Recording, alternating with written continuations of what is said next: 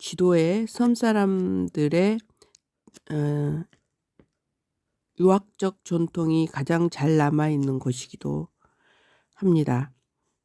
지도가 이러한 문화적 특성을 지니게 된 배경에는 지도 향교의 설립과 유배인 김평묵의 영향력이 존재하고 있습니다. 조선시대 지도는 서남의 수많은 성 가운데서도 대표적인 유배지로 적극 활용된 곳인데요. 현재 신안군 성 가운데 조선시대 유배인이 보내진 섬은 지도, 임자도, 흑산도, 우이도입니다. 육지와 가장 근접해 있는 특성상 유배인이었지만 인근 문인들과 교류 활동이 매우 활발했던 지역이죠. 지도의 경우 섬 이름이 또 독특하잖아요. 대부분 섬들은 섬의 형세와 관련된 지명이 많아요. 지도는 특이하게 지혜를 상징하는 지자입니다. 그게 지도예요. 지도는 육지와 가깝기 때문에 유배인이 아니어도 국난을 피해 지도에 들어와서 주민들과 교류한 인물들도 있습니다. 대표적인 인물로는 조선 중기 나주 출신의 학자 김선인데요. 이분은 1568년에 태어나서 1642년에 돌아가셨어요. 시서거사라 불린 김선은 출세보다는 학문을 익히고 유학적 소양을 실천하기 위해 노력했던 조선 선비입니다. 그는 1637년 병자호란을 피해 지도로 들어왔으며 이곳에서 윤희복이라는 지역민의 도움을 받아 기거하면서 섬 주민들과 교류하였죠. 그가 남긴 문집은 시서유고 중에는 신안군 지도 시절에 지은 글들이 수록되어 있어요. 이를 통해 당시 섬 사람들에게 많은 도움을 받았고 교류했음을 알 수 있습니다. 지도의 유교적 기풍에 초석을 다지게 한 인물은 조선 말기의 대표적인 유학자 김평묵. 이분은 1819년에 태어나서 1888년에 돌아가셨어요. 김평묵이 지도에서 약 4년간 유배 생활을 했고요. 1881년에서부터 1884년에 유배를 했고요.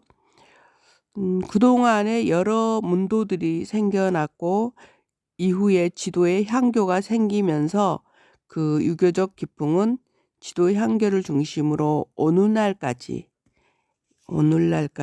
면면이 이어져 내려오고 있습니다. 김평묵은 격동과 혼돈의 시기였던 조선 말기에 유림의 대표적인 거장입니다. 매산 홍직필과 화서 이항로에게 수하가였고 이항로의 이주기객론과 존왕양이 사상을 그대로 이어받아 실천하고 행동한 인물입니다. 동문으로는 유중교, 최익현 등이 있으며 문화에서 문화생입니다. 문화생에는 홍재규, 유인석, 유기일 등이 배출되어 있습니다. 김평묵은 최익현과 함께 위정척사를 주장한 대표적인 유학자이고 그의 높은 학식과 지조는 사후 최익현에 의해서 널리 선양되기도 합니다. 최익현은 김평묵의 사상과 지조를 매우 숭상하였어요. 후학들에게 중함을 본받으라는 당부를 자주 하였답니다. 1900년에 작성한 고청여에게 답함이라는 글에서 옛날 중홍은 젊어서부터 늙을 때까지 한결같이 무고한 고의 인생이었네. 그러나 강론하고 탁마하여 수렴하는 공부를 일찍이 한순간도 중단한 일이 없었네. 그리하여 그가 이룩한 것은 마침내 오당을 빛내고 세상의 교화를 부식함이 저처럼 성대하고 확연하였네. 라고 소개하면서 성장하기를 바란다면 모름지기 김평묵과 같은 과정을 통과해야 한다고 이야기할 정도였어요. 김평묵은 1881년 고종 18년 이만손 등이 올린 만인소를 격려하는 편지를 보냈습니다.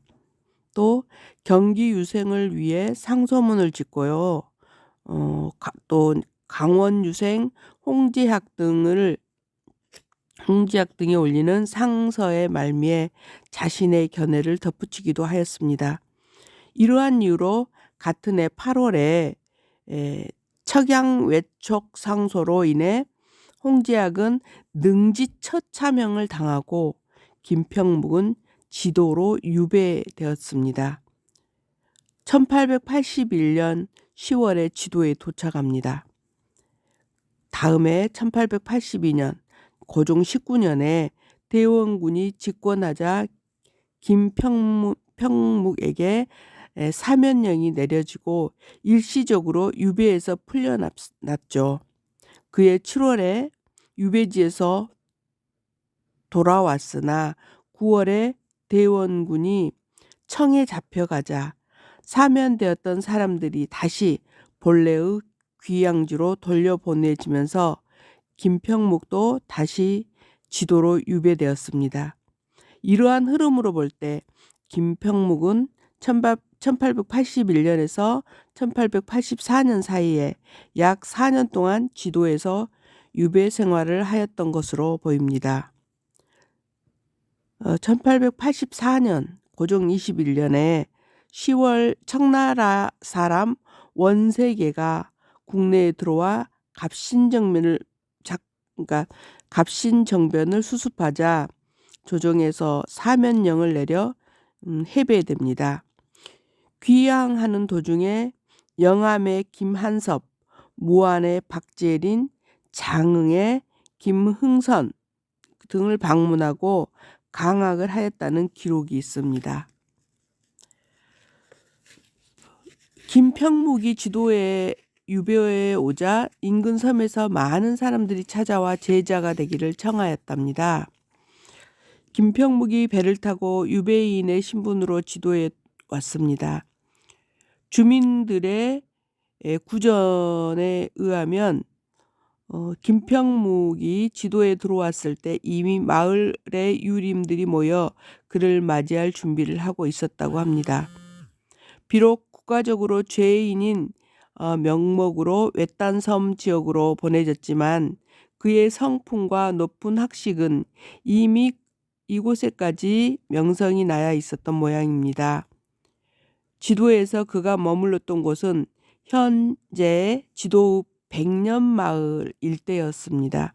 지도에서 임자도로 건너가는 배를 타고 점암으로 가는 길목에 있는 마을이죠.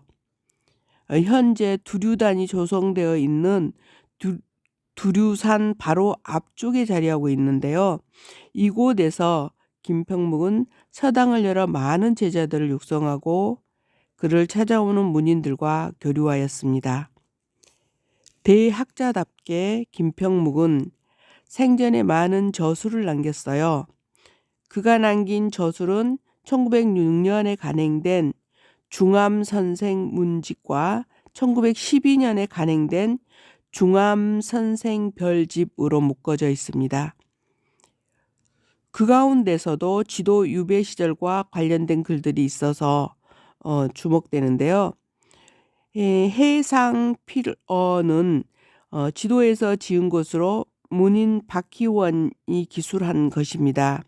책의 내용은 인심도심의 구분, 격치의 설, 공부하는 순서 등에 대한 것입니다. 이 글은 1884년 10월에 박흥석이 격언을 청함에 후학들이 면학을 위해서 지도에서 썼다고 권말에 적고 있습니다. 해상기 증손 아춘선이는 지도에서 종손에게 남긴 종손의 유언집입니다. 김평묵은 1866년에 외아들 김기봉을 잃었어요. 김춘선을 데려다가 후사를 삼았는데 이 글은 지도에서 다시 유배된 이후에 사후에 해야 할 일들을 기록하여 김춘선에게 당부한 내용이죠. 자신의 장례는 고향으로 돌아가 치르지 말고 한두 명의 벗과 함께 초원만 하며 시신은 북향을 피해 섬에 묻으라고 이렇게 얘기한 점이 매우 특색이 있습니다. 환배지도 감천역 유별제우라는 시도 남아 있는데요. 이는 지도에 다시 유배되었을 때 지은 것입니다. 이 외에 지도 시절에 지은 기록이 다수 있어요. 유배지에서 거처할 곳은 새로 만들고 지은 지도적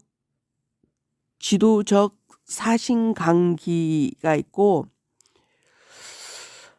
영광에 사는 김정삼의 거처에 붙인 사복제기, 장흥에 사는 김씨에게 준 나경제기와 고슬대기, 그 다음에 친구 김한섭이 살던 강진 대명동에 써준 것이 있었고요. 유배에서 풀려나 귀향하는 도중에 들린 종인 김명덕의 거처인 구연당, 그리고 호남 시인들과 송별하던 부춘정 등과 관련된 글이 있습니다. 한편 지도일기라는 제목의 글이 남아 있는데요.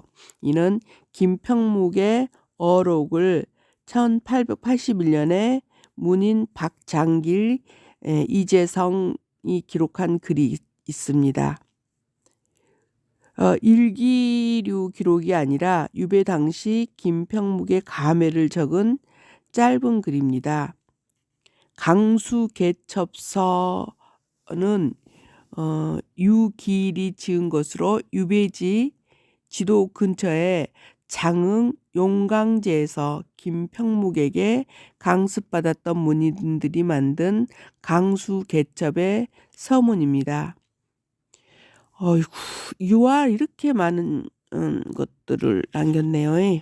이와 같은 자료들이 김평묵이 지도 유배 시절에 작성한 것으로 이제 확인되는데요. 차후 이러한 자료들에 대한 면밀한 분석을 통해 지도 유배 시절의 상황과 사회상을 살펴보는 연구가 필요할 것입니다. 김평묵이 지도에 머물던 시기에 그 시기가 불과 4년 정도밖에 되지 않지만 그가 특별한 이유는 지도 사회에 미친 영향입니다. 지도 유배 시절에 여러 지역의 유림들과 중암에게 가르침을 청하고 제자가 되었습니다. 대표적인 인물은 지도 백년마을 사람 나유영이고요. 나유영은 1891년 중암이 세상을 떠나자 다시 채익현을 아련하여 수업을 받았습니다. 이 과정에서 면함은 지도 유배 시절 김평묵의 흔적이 사라지는 것을 염려하여 중암 유탁 네 글자를 유나영에게 얘기하여 두류산의 성면에 새기게 했답니다. 바위 위에 새긴 거죠. 글씨를 새긴 시기는 1893년으로 보입니다. 그 유적은 지금도 남아 있고요. 두류산에는 지세여운이라는 글씨가 새겨진 바위가 남아 있는데 글씨 하단에는 쥐도에서 유배 시절에 중암에게 배운 제자들 이름 9명, 김병염, 박임상, 나유영, 임행제, 박기룡, 김양운, 박현장, 김사옥, 김봉래 등이 새겨져 있습니다. 지제, 알지자입니다.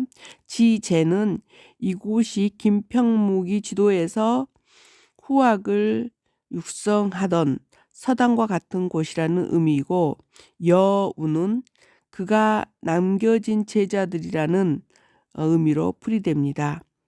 바위 우측에는 정유년 5월이라고 새겨져 있고요. 이 글씨로 보아서 1897년에 새겨진 것으로 추정됩니다. 1897년은 목포가 개항했던 연도입니다. 이 바위의 상부 뒷면에 임행제서라는 글씨가 새겨져 있는데, 임행제라는 사람이 글씨를 쓰다라는 의미죠. 임행제는 임자도 출신의 유림입니다. 제자들은 지도뿐 아니라 인근에서 찾아온 사람들입니다.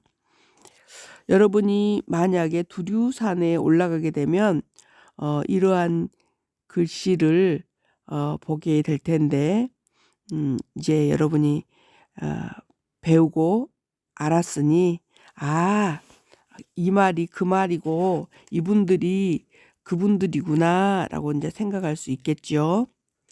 자, 김평묵 선생의 사후에 지도 두류산에는 두류단이 조성되었어요. 문도들과 호남 유림들이 김평묵과 선연을 기리기 위해 조성한 것입니다. 학문과 사상에 있어서 정신적인 주주가 되었던 이항로, 기정진, 김평묵 세 인물은 단비로 모시고, 후에 최익현, 김평묵의 제자였던 지도 출신의 나유영을 단비로 함께 배양하여 오늘에 이르르고 있습니다. 두류단은 김평묵이 제자들과 거닐며 다도해의 풍광을 조망하였던 장소입니다. 김평묵 사후 지도에 두류단이 조성되었고 그를 기리는 유적이 만들어진 것은 당대에도 큰 화제였답니다. 1901년에서부터 1904년까지 지도에서 유배 생활을 했던 김윤식의 기록은, 그 기록에 보면은요, 소금청사라는 다음과 같은 내용이 남아 있습니다. 두류산 아래 골짜기에 있는데 여러 유생들이 돈을 모아 산정에 춘수향사를 모신다. 중암이 일찍 논일던 산이다. 그래서 그리워하는 마음으로 유허의 향사를 모신다. 1902년 7월 3일 일기입니다. 산꼭대기 뒤에는 하나의 바위가 있는데 중암이 이 섬에 귀양 와서 살 적에 문도와 더불어 올라와 조망하던 곳이다. 공이 간 후에 그 문도가 남긴 행적을 그리워하며 함께 바위 앞에 단을 쌓고 중암유탁이라는 4글자를 조각하고 해마다 시골 유생들이 고기와 술로써 단의 제사를 지내러 오는데 두류의 이름은 이곳으로서 잠옷 현저하다라고 1906년 10월 14일 일기에 썼답니다.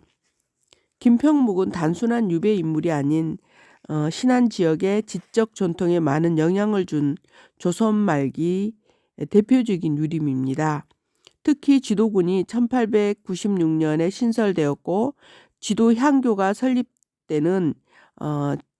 설립되기 직전 그 시기에 지도에 유배 와서 지역 인사들의 유교적 성향의 형성에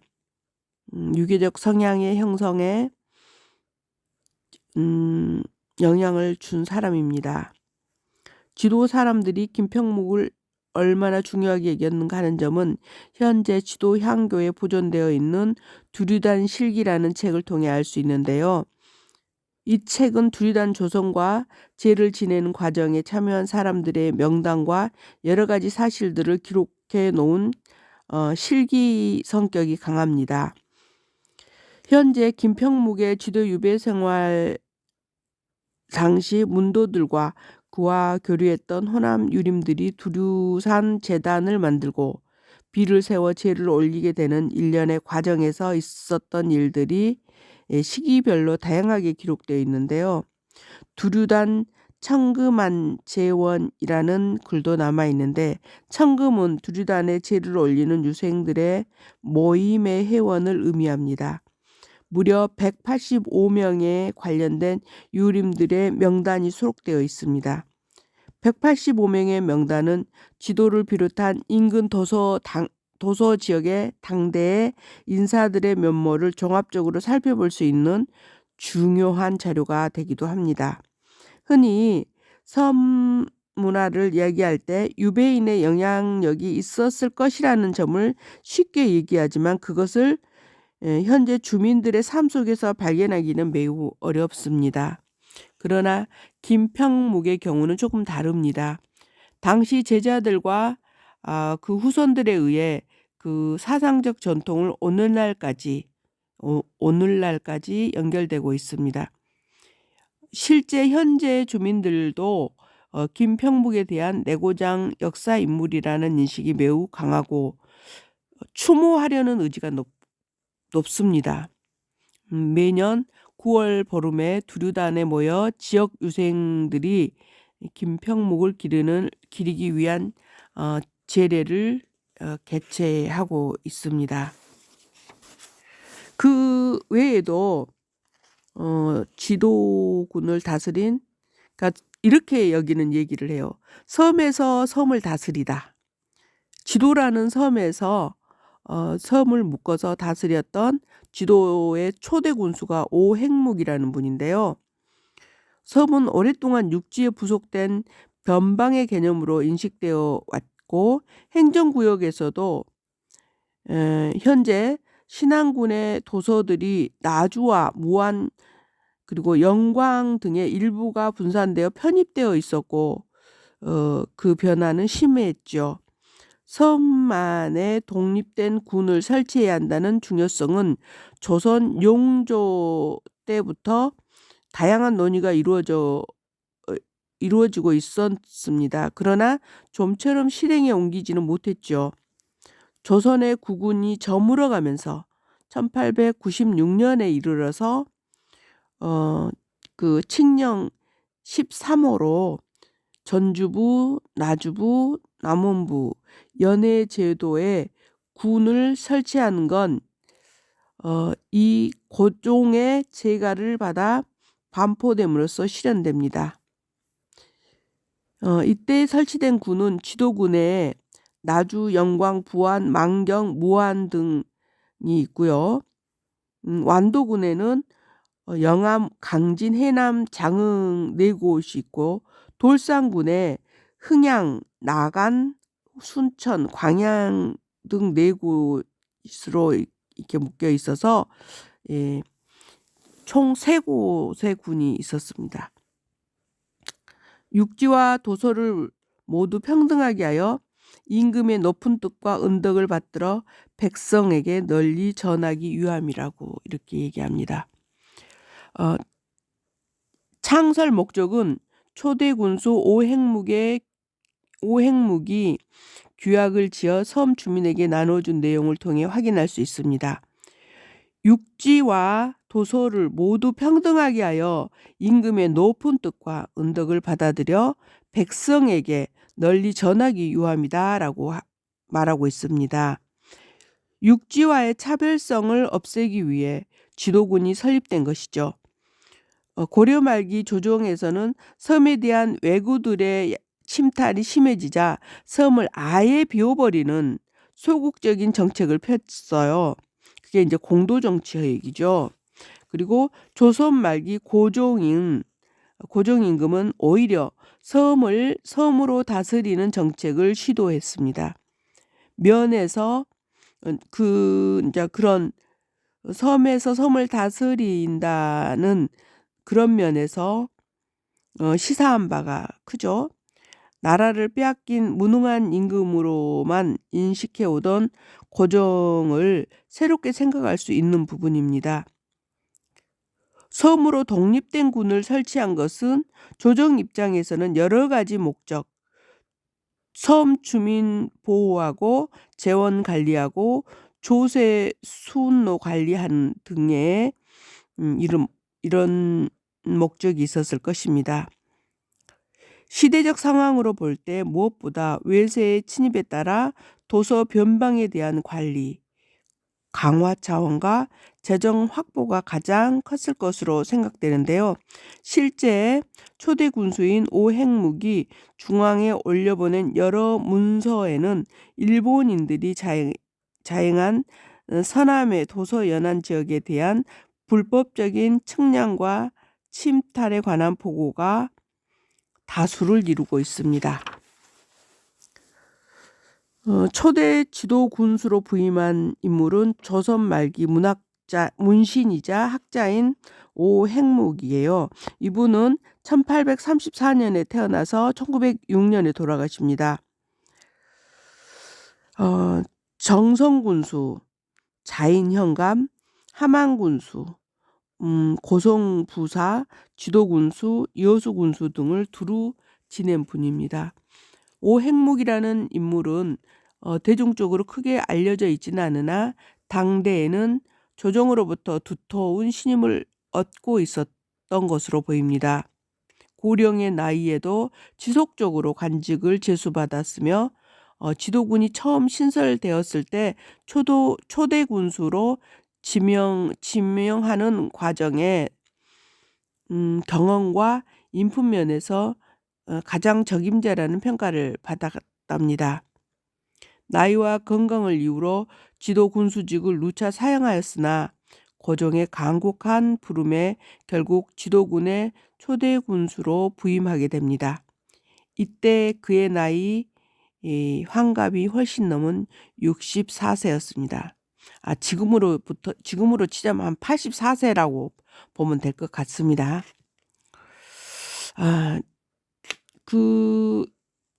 이렇게 이제 여기까지 해서 지도에 관련된 얘기를 마치도록 하겠습니다. 감사합니다.